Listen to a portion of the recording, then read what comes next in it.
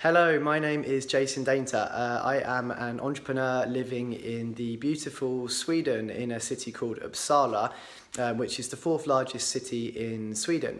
And I grew up, as maybe you can tell from my accent, in England, in Cambridgeshire, and then I moved to Leeds to study computer science and management. I graduated in 2007. So yeah, I was asked to tell you a few things about sort of the integration process into Sweden and generally integrating into a new country. So first, I'll start by saying Sweden was quite an easy country to integrate into. I actually ended up in Sweden for reasons of love. So I fell in love with a beautiful Swedish girl, and she took me to Uppsala. I was running a startup, actually a startup that was ignited through Leeds University through an enterprise scholarship. It was called Eco Market. So we were sort of two passionate entrepreneurs, sort of running this thing heavily. We ended up moving to London for a bit, and then I eventually, a few years later after leaving the university, moved over full-time to Sweden. So for the first few years, I was actually running things remotely. One of the benefits, I guess you could say, of being an entrepreneur, running your own company, is you can sort of dictate the terms of how you do work a little bit more than a traditional job. So I found that quite an easy way to integrate, because I was able to decide how I do work. We did a lot of remote working with Skype calls and Google Hangouts, and so I was spending about a week, back then was when we moved to London, so I was spending about a week in London and 3 weeks in Sweden.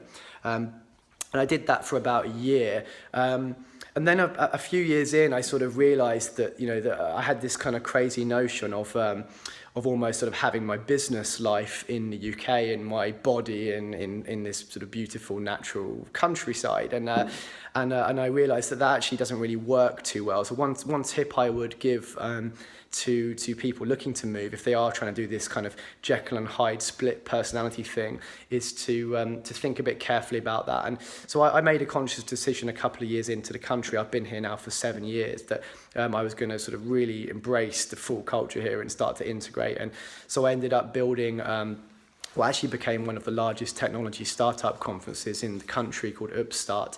And I would say now I'm relatively integrated. And I would say one of the things that helped me a lot to integrate was learning the language. In Sweden, they speak extremely good English. And I would say to anyone thinking of moving to a country that speaks good English, that's a big asset for sure. It's going to help you integrate. It lets you be who you are, and it lets you kind of express your personality a lot better, which, when you're living in a country, can be frustrating if you can't do that. However, I would say also to learn the language. I would say language is a big part of culture, and I would say that's helped me a lot to understand the differences with Swedes. It's very easy to sort of look at a Swedish person actually and think, well, you're not that different to English people. And on the surface, that's the case. But when you sort of dig down into the cultural differences, there are some differences. Firstly, I would say work-life balance is extremely different in Sweden. They have a very positive look at work-life balance. I would say they strive to be one of the best countries in the world at separating work and life, essentially, which as an entrepreneur is a bit odd territory for me, because I sort of tend to combine the two quite heavily. But generally, the rest of the world regards Sweden as quite forward-thinking. They have extremely they have an extremely good benefit system. For example, things like parental leave. They have some of the best terms in the world at giving time and money for people when they are off having kids. It's a very equal rights country. Sweden is leading the way really with gender equality.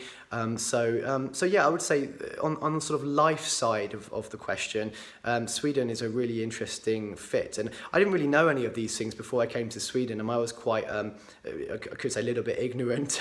I knew nothing about the country apart from it was quite cold and quite snowy, which is not always the case. As you can see from my garden, it's winter now and it's not too bad outside, but it does get very cold here. But that's pretty much all I knew. But actually, Sweden has a lot of interesting depths. It's a very high-tech country. The internet infrastructure is incredible here. The roads are incredible here.